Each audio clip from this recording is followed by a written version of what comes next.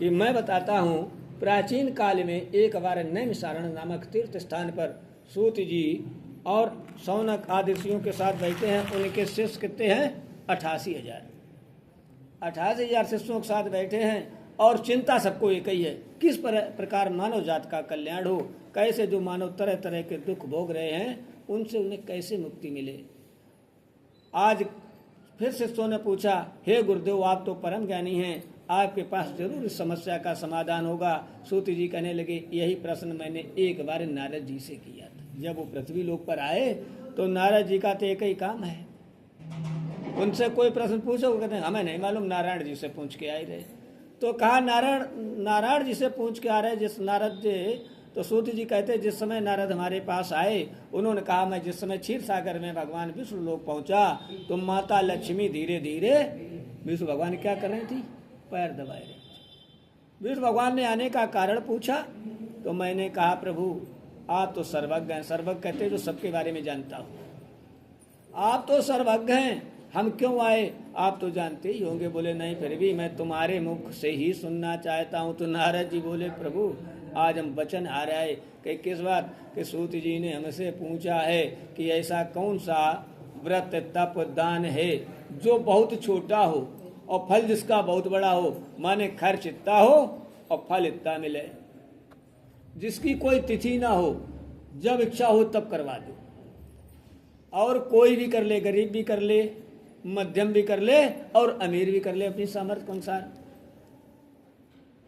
तो आज विष्णु भगवान ने कहा, हे नारद तुम्हें दुनिया के चक्कर में नहीं पड़ना चाहिए, तुम देवताओं के ऋषि हो यार, देवताओं की बात सोचो, कहाँ तुम चक्कर में पड़े हो। पृथ्वी पर जो लोग जैसे कर्म करते हैं उनको हम भाई उसी हिसाब से फल दे देते हैं, वो अपना भोगते हैं।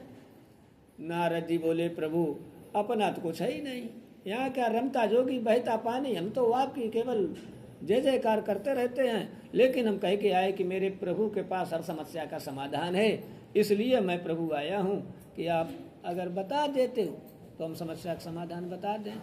तो आज प्रभु मुस्कुराने और कहने लगे, हे नारद वैसे तो सभी देवी देवताओं का पूजन है, एक से एक बढ़ के फल प्राप्त करने वाला है कि आप किसी देवता की पूजा करो, लेकिन हर देवता के पूजन में तिथि निश्चित है। जैसे आप रुद्राभिषेक कराते हो, शिवास अगर नहीं है और रुद्राभिषेक जब मनो करा दिया तो आपको उल्टे फल मिलेंगे।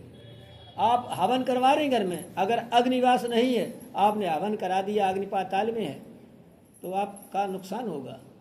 तो हर पूजन में तिथि निश्चित, लेकिन एक हमारा स्वरूप है सत्य का, तो हम सत्य नारायण कहलाए, उसका कोई समय नहीं निश्चित, जब इच्छा हो, दिन दोपहर रात आधी रात मध्य रात ब्रह्म मुहूर्त, वो बराबर फल देता है। और कहा कि तदैव लगनम सुदिनिम तदैव ताराबलम चंद्रबलम तदैव विद्याबलम देवबलम तदैव लक्ष्मी पते ते युगम ईश्वरामि। क्या कह दिया कि जिस समय कोई लक्ष्मीपति नारायण का नाम लेता है उस समय विद्या बल, चंद्रमा बल, सूर्य बल आपके सब विपरीत हों, सब कुछ शुभ हो जाता है। कहने लगे तब पूजन का विधान बताओ। बोले बहुत सरल है, महानिर्धन भी कर लेगा। तो कहने लगे प्रभु फिर बता दें। बोले जिस दिन तुम्हारी इच्छा हो मेरा व्रत करने का, उस दिन आप दैनिक कार्यों से सुबह निवृत्त हो, स्नान ध्यान करके जहाँ पर शुद्ध भूमि हो वहाँ पर, घर में शुद्ध भूमि पे होता है, वहाँ पर गाय के गोबर से लिपा लें, चौक पूर लें, और केले का जैसे मंडप बना है ऐसे ही आप मंडप बनवा लें, और भगवान श्री सत्यनारायण यानी शालिग्राम को उसके नीचे स्थापित करें। और पहले ये जब कथा लिखी तो हमारा देश था कृषि प्रधान, और पशु पालन, दो ही धंधे थे, या तो कृषि होती थी या पशुपालन होता। तो बोले हर घर में दूध मिल जाएगा, पहला स्नान दूध से, दही मिल जाएगा, दूसरा स्नान दही से करा दे, तीसरा स्नान शहद के सत्या मिल जाएगा उससे करा दो, चौथा स्नान घी यानी घृत या घी देसी सब क्या होता उससे स्नान करा दो, और पांचवा मीठा यानी गुड़ या चीनी से करा दो, 5 स्नान। बोले महाराज क्षमा करो कि काहे कि आपने पृथ्वी देखा नहीं, लोगों की हालत बहुत खराब है कि क्या, कहीं किसी के पास पीने को जल के लिए 5 किलोमीटर जाना पड़ता, आप दूध दही घी शहद की बात करते हो, कैसे मिलेगा। बोले जिसके पास है उसके लिए है, बोले फिर क्या करना? बोले इसका 5 का चरणामृत बनाए कि जो मेरे चरणामृत का पान करता है मैं उसके जीवन में सुख समृद्धि है सर भर देता हूँ, अंत में मोक्ष प्रदान कर देता हूँ। बोले फिर क्या करना? बोले हमें साफ स्थान दे दो, फूल माला दे दो, जो ऋतु का फल हो। वैसे तो केला प्रिय है, अगर केला नहीं है तो जो ऋतु का फल हो वो हमें प्रदान कर दो। बोले फिर महाराज कि फिर हमारा भोग तो बहुत ही सरल है, आटा घर में खाया जाता, सवाओ चुटकी से लगा के और फिर सभा में जितनी इच्छा उतना हमारा बना दे। बोले हैं कि महाराज धीरे धीरे इतना बता दिया और कहते बहुत सरल है। सरल कहाँ है? नारद जी तो वैसे तर्की है, कहने लगे यार धीरे धीरे तो इतना बढ़ा दिया है, हे प्रभु पृथ्वी पर बहुत लोग ऐसे रहते हैं जिनको भोजन ही नहीं मिलता। बोले आटा न हो तो चावल का आटा ले आओ, चावलों का आटा न हो तो साठे के ले आओ।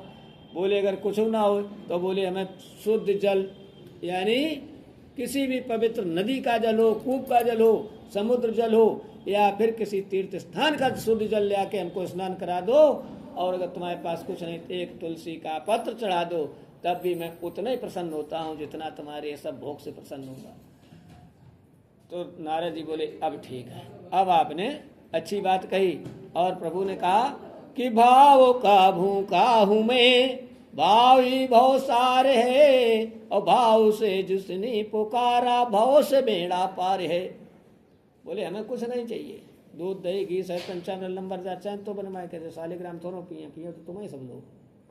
बोले आप ही लोग खाते हो, हम केवल तुम्हारा भाव देखता हूं कि अगर तुम भाव से हो, अगर तुम्हारे पास सामर्थ्य है तो ब्राह्मण को भोजन कराना चाहिए, उसको वस्त्र दान करना चाहिए, गरीबों को भोजन कराना चाहिए। रात में अगर जागरण हो जाए तो आप कीर्तन करते हुए अगर मेरा कथा सुन के आप जागरण करते हो तो साल में जितनी 26 एकादशी होती हैं, जब मलमास पड़ता है 26 एकादशी का फल एक ही दिन मिल जाता है। जो सत्यनारायण की कथा करके रात में ढोलक हाथ बजा के वादन करता है और उसके बाद भगवान का विसर्जन करता है। बोले एकादशी व्रत रहे निर्जला नहीं जरूरत, एक ही एकादशी में लो।